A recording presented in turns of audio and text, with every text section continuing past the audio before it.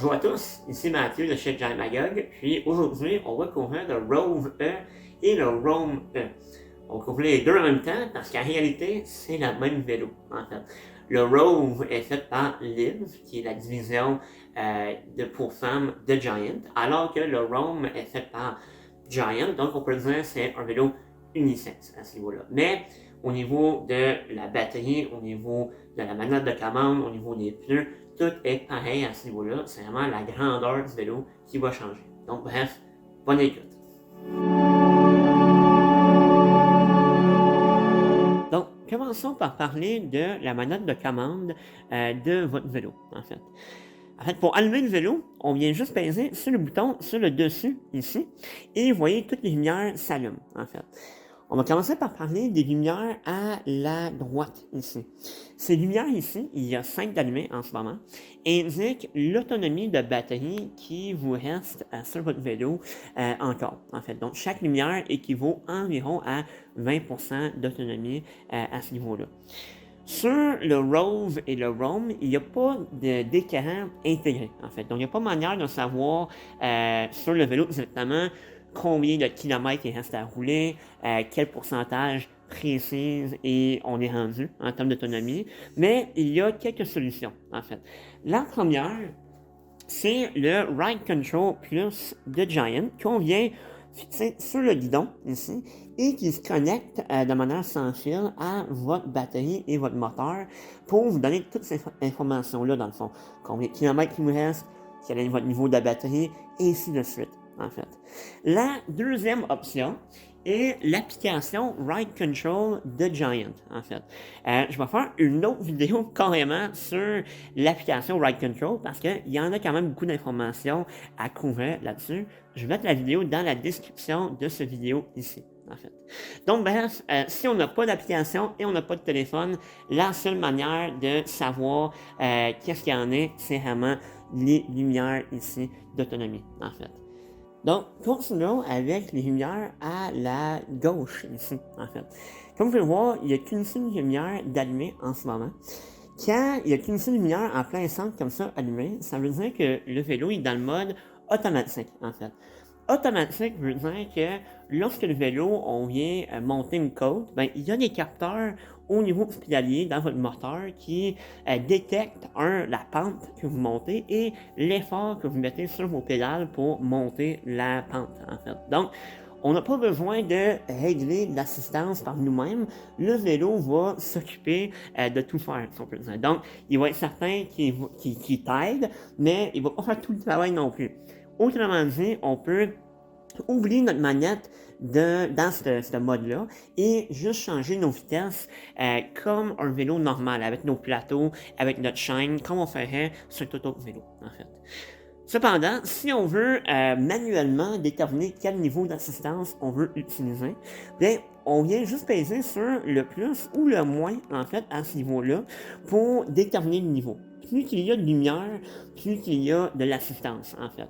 Donc, on peut même complètement éteindre le moteur à ce niveau-là, et quand le moteur est éteint, ben, le moteur se désengage, en fait. Donc, on n'est pas en train de pédaler et le moteur et le vélo en même temps, en fait, à ce niveau-là. La dernière bouton sur le dessus ici, c'est celui-là, en fait. Vous pouvez voir, il y a une petite lumière pour indiquer les lumières, comme sur une auto, en fait. Et quand je viens y peser dessus, quelques secondes, ben, il s'éteint, en fait. Il n'y a pas vraiment d'impact ou de changement avec cette lumière-là sur le Rove, étant donné qu'il n'y a pas de lumière intégrée à ce niveau-là. Mais, si on veut donner une utilité à ce bouton-là, bien, on peut venir rajouter des lumières dans la série Recon et de Giant, en fait, qui viennent se connecter directement à votre moteur et votre batterie, en fait, pour vous donner plus de visibilité et vous pouvez le contrôler directement à partir de votre manette à ce niveau-là. Donc, finalement, la dernière touche sur la manette de commande ici est la petite touche en bas, ici, cachée. Lorsque je viens peser dessus, vous voyez que les lumières viennent clignoter. Ils clignotent une fois, une deuxième fois et ils arrêtent, en fait. lorsque les lumières clignotent, on est dans le mode marche du vélo. Donc, le mode marche veut dire lorsqu'on vient marcher avec le vélo, bien, le vélo peut se déplacer par lui-même, en fait. Donc, c'est vraiment dans le contexte que on monte, disons, une côte, un entrée, et on veut pas être sur le vélo, ou on peut pas être sur le vélo, mais on veut pas pousser notre vélo contre la gravité. Ben, on vient peser en bas ici, clignoter, et ensuite sur le bouton pour donner de l'assistance. Et là, vous voyez, le vélo veut avancer, il veut y aller de l'avant. Tant que je viens peser sur ce bouton-là, il va vouloir y avancer, en fait. Donc, c'est lorsqu'on vient y donner un peu plus de jus que le vélo va s'actionner à ce niveau-là. Mais, comme vous avez vu, je vais le faire encore une fois, si, mettons, j'attends, je vais chercher ma bouteille d'eau, je vais mettre mon casque, et ainsi de suite, et j'ai pas le temps de venir peser sur le bouton ici pour donner de l'assistance, ben, le mode marche s'éteint, il arrête. Fait que c'est pas quelque chose qu'on peut actionner, y aller faire quelque chose d'autre, et revenir et se faire prendre par surprise parce que on s'en rappelait pas qu'on avait le moteur ou le mode engagé, en fait. C'est vraiment, faut vouloir l'engager pour l'utiliser, en fait. Un dernier point, pour éteindre votre vélo, ben, c'est assez évident, on vient peser sur le bouton ici, et il clignote quelques fois, il va venir s'éteindre. Si jamais vous débarquez du vélo et vous allez prendre un café, vous allez à la salle de bain, peu importe, et vous avez oublié de l'éteindre, ben, le vélo va se fermer automatiquement après quelques minutes à ce niveau-là. Donc bref, ça fait pas mal le tour pour tout ce qui est de la manette de commande sur le Rove et le Roam.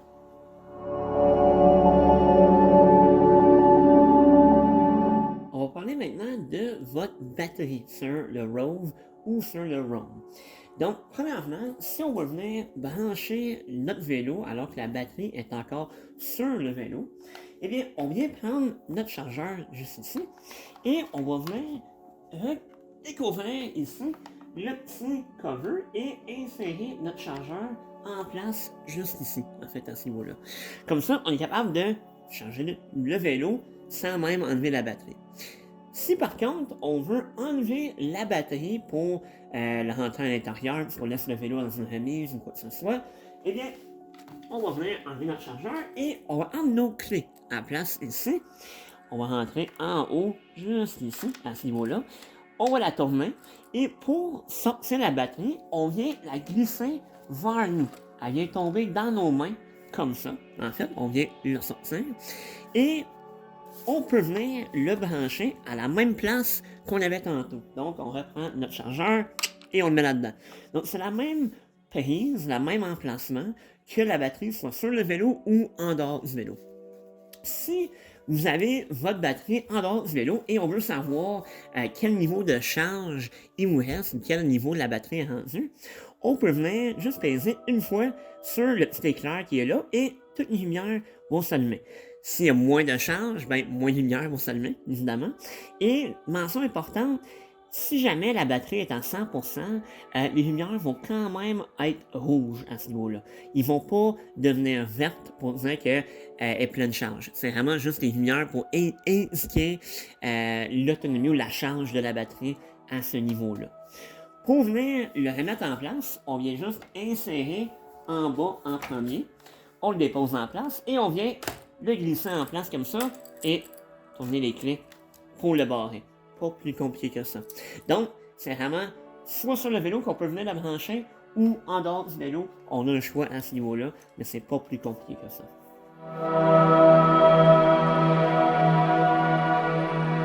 Parlons des pneus maintenant. Souvent, un point qui est négligé, c'est la pression dans vos pneus, en fait.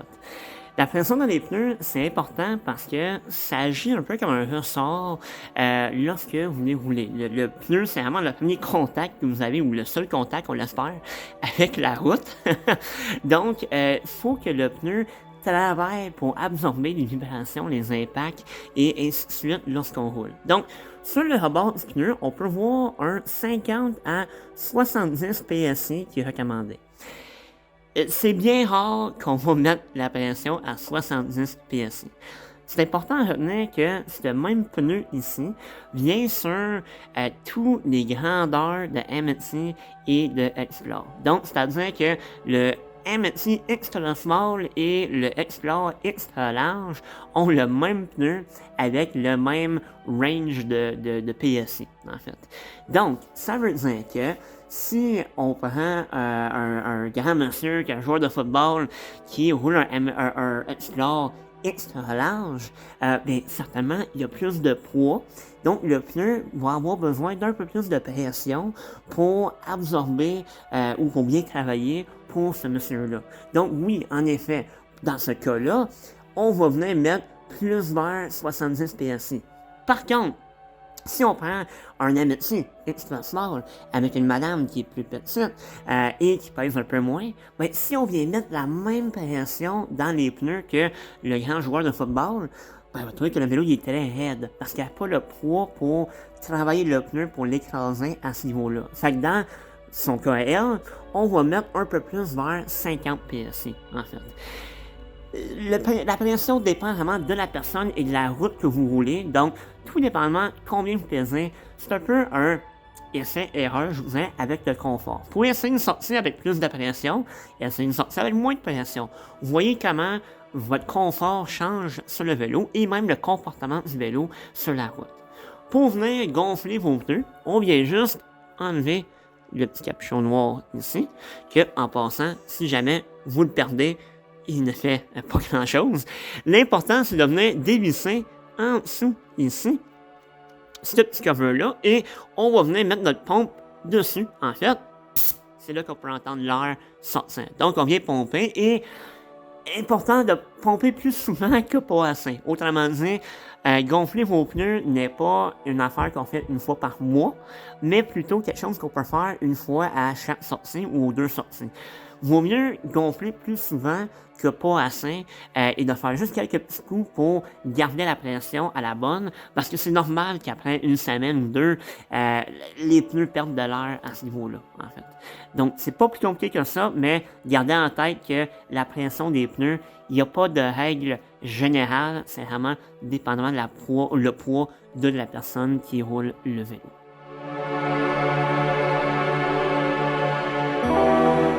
Parlons maintenant de vos freins. Tous les vélos électriques de Giant viennent avec des freins à disque, étant donné que on veut bien freiner, même si on a plus de masse avec le moteur et la batterie sur le vélo, en fait. Donc, frein à disque ne veut pas dire plus compliqué, par contre. Pour enlever votre roue en avant, on vient simplement déclencher la clenche qui est ici, en fait, et on va venir dévisser en tenant l'autre bord, juste assez pour se donner de l'espace pour ôter la roue. Pour l'ôter, on vient juste la retirer. Donc, le disque vient sortir de vos plaquettes de frein qui sont juste à niveau ici, en fait. Une fois que la roue est enlevée, si jamais vous avez besoin de le mettre dans le valise de auto ou de le déplacer ou quoi que ce soit, comme vous avez des freins à disque hydrauliques, c'est bien important de mettre un petit spacer, qu'on veut dire, pour protéger vos plaquettes, pour pas qu'ils se collent ensemble. Parce que si on vient freiner alors qu'il n'y a rien en place, qu'il n'y a pas de disque en place, on peut venir coller nos plaquettes de frein ensemble. C'est pas catastrophique, on peut le décoller avec une clé d'auto ou un petit tournevis, mais c'est un peu plus gossant, disons ça comme ça. Donc pour le faire, on va prendre le petit spacer, comme ça ici, et on va l'insérer juste ici, à ce niveau-là, et l'embout ici, le genre de rond en haut, on veut le cliquer au fond. On veut l'entendre cliquer, et on peut le voir un peu de côté, on veut qu'il se clippe dans la pin, dans la barre qui est en arrière à ce niveau-là. Donc là, ben, on est clippé dedans, donc ça ne bouge pas, ça reste là, et ça vient essentiellement remplacer le disque par un petit bout de plastique alors que la roue n'est pas en place. Si on veut venir remettre notre roue en place, on vient juste enlever celui-ci et on va venir insérer notre roue, en fait. Bien souvent, l'idéal, c'est de faire à terre, d'asseoir le vélo directement sur la roue pour être certain qu'elle est bien enlignée. Mais idéalement, ça prend 2 personnes pour enligner le vélo et 2 tenir la roue. Donc bref, on vient le rentrer en place, on vient insérer, rentrer notre disque en place et on va venir juste le soulever pour que la barre, la tige rentre en place ici. Notre acide, le quick release, et on vient le revisser jusqu'au bout et le fermer. Pas besoin de mettre une tension de fou de ce bord-ci quand on vient le fermer, mais c'est une bonne tension pour pas que la roue tombe lorsque vous allez rouler le vélo. Donc, généralement, avec 2 pouces, on donne un peu plus. Avec 2 doigts, on est capable de venir le fermer à ce niveau-là. Donc, c'est vraiment pas plus compliqué que ça pour enlever votre roue. Et franchement, à moins que vous déplacez votre vélo dans la valise de votre auto, la majorité des racks à vélo, on va recommander des racks à vélo pour des vélos électriques où ce que le vélo il est assis en place par ses 2 roues. Et dans ce cas-là, ben, on n'a pas besoin d'enlever la roue. Donc, les seuls moments qu'on a besoin de l'ôter, c'est dans la valise de notre auto ou lorsque vous avez une crevaison. Donc, bref, c'est pas plus compliqué que ça.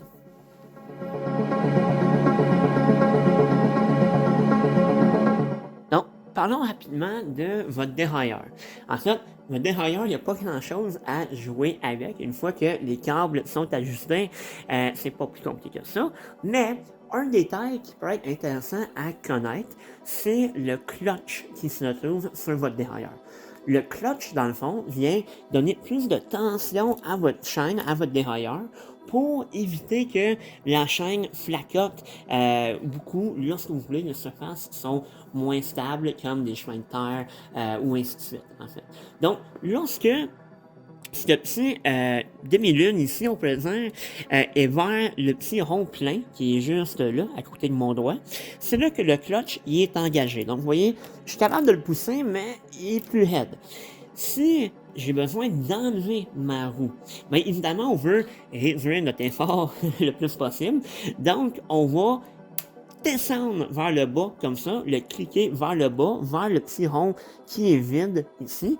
Et là, beaucoup plus facile à avoir beaucoup plus de jeu dans votre dérailleur. Mais, comme j'ai mentionné, plus de jeu dans le dérailleur comme ça veut dire la chaîne qui flacote pas mal plus. Donc, lorsque vous roulez, mettez-le tout le temps engagé comme ça. Ça va éviter de dérailler votre chaîne et aider à mieux pédaler, être plus efficace à ce niveau-là. C'est vraiment uniquement dans le cas qu'on enlève la roue en arrière, dont, mettons, si vous avez une crevaison, qu'on veut enlever le clutch à ce niveau-là.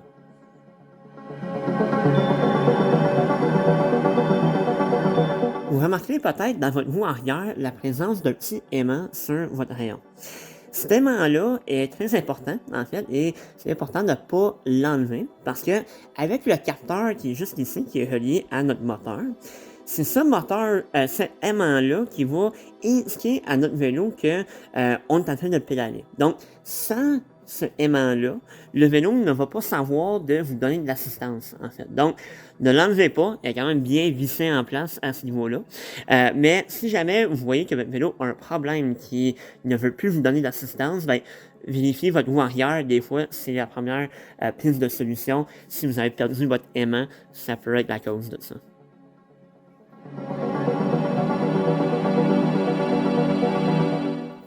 Parlons maintenant d'entretien. On s'est souvent posé la question, comme j'ai un vélo électrique, est-ce que j'ai plus d'entretien à faire? Est-ce que j'ai moins d'entretien à faire? Est-ce que j'ai pas d'entretien à faire? En fait, la règle d'or, c'est que un peu d'amour va loin.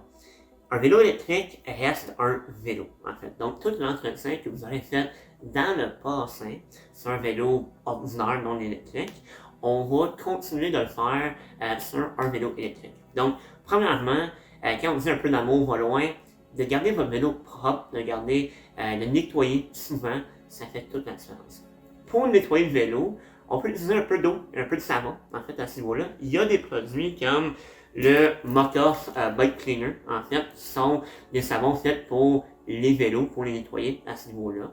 Et quand on parle d'utiliser de l'eau pour nettoyer le vélo, ben, les vélos électriques, c'est des vélos à toute épreuve, en fait. Donc, qu'on roule par mauvais temps, qu'on se fait pogner par la pluie, qu'on roule dans la boîte, les vélos électriques sont faits pour passer partout à ce niveau-là. Donc, de nettoyer avec un peu d'eau, ça ne va pas endommager le vélo à ce niveau-là. C'est certain, le règle du bon sens s'applique toujours. De ne pas mettre l'eau à pression dans votre moteur va éviter des bris inutiles, disons. Mais en long et en large, du savon et de l'eau, ça fait tout le travail qu'on a besoin. L'autre aspect qui est parfois négligé ou parfois oublié, en fait, c'est l'entretien de votre chaîne, en fait. La chaîne, on veut qu'elle soit propre, on veut qu'elle soit argent, métallique, comme lorsque le vélo est neuf, en fait. Parce que les fameuses traces de noir, de saleté dans le mollet qu'on peut avoir en été, c'est la saleté qui s'accumule sur votre chaîne, en fait. Et la chaîne, évidemment, elle roule, elle tourne, on veut éviter que toute cette saleté-là rentre dans votre chaîne à ce niveau-là. Fait que la première étape, c'est de prendre quelque chose comme un dégraissant. Il y en a comme le Drivetrain Cleaner de Mock-Off à ce niveau-là, qu'on peut mettre sur une petite guenille, sur une brosse et frotter la chaîne de ce côté-là, en fait. Une fois que notre chaîne est propre, qui est argent, métallique, comme on le veut, ben on vient remettre un peu d'huile sur la chaîne. Donc, il y a des huiles faites pour des vélos électriques à ce niveau-là, mais pour être honnête, n'importe quelle huile de vélo, huile de chaîne de vélo, peut faire le travail. Donc, si vous avez encore du stock de votre ancien vélo non électrique à la maison, ça peut très bien faire le travail à ce niveau-là, en fait. Un autre point au niveau des freins. Tous les vélos de Giant électriques ont des freins à disque, en fait. Frein à disque n'est pas plus compliqué que les freins normaux, mais si on se fait pogner par le mauvais temps, on roule sous la pluie, ben, le lendemain, si on sort le vélo à nouveau, ben, on peut entendre un grincement quand on vient freiner. Tout le quartier va vous entendre. Pour éviter ça, en fait, on peut prendre un peu d'alcool à friction, en fait, juste le mettre sur une guenille qui est propre et juste essuyer le disque du vélo, en fait. Parce que c'est sur le disque que la saleté va s'accumuler et si on roule dans la pluie, ben, toutes les huiles de la route peuvent venir se coller sur le disque et c'est ça qui va faire crier lorsqu'on vient freiner, en fait. Le dernier point, en termes d'entretien annuel, nous on recommande toujours de faire au moins un entretien annuel une fois par année, en fait. Dans l'entretien annuel, qu'est-ce qui est peut-être différent qu'un vélo non électrique? On vient décharger la batterie au complet. On vient recycler toutes les cellules de la batterie parce que la manière que les batteries sont faites, c'est toutes les cellules indépendantes. Donc, on vient drainer toute la charge de ces cellules-là et le recharger au complet, en fait. Donc, ça vient prolonger le durée de vie de votre vélo à ce niveau-là. L'autre chose, c'est qu'on vient faire toutes les mises à jour au niveau logiciel de votre vélo. Parce que comme c'est un vélo électrique, il y a un ordinateur quasiment là-dedans et il y a des mises à jour qui peuvent ou qui même devraient être faites de ce côté-là, en fait. Est-ce que les mises à jour sont obligatoires pour faire fonctionner le vélo? Non, pas nécessairement, mais souvent ils vont améliorer l'expérience générale du vélo, donc l'efficacité du vélo, du pédalage, et ainsi de suite, en fait. Donc bref, c'est vraiment les seuls points à retenir ou les points importants au niveau de l'entretien. La majorité, vous pouvez tout faire à la maison quasiment, mais au moins un entretien annuel. Ça garde votre vélo propre et ça permet de valider que les plaquettes de frein, la chaîne n'est pas trop usée, et ainsi de suite, pour que la prochaine saison, votre vélo soit en bon état pour partir.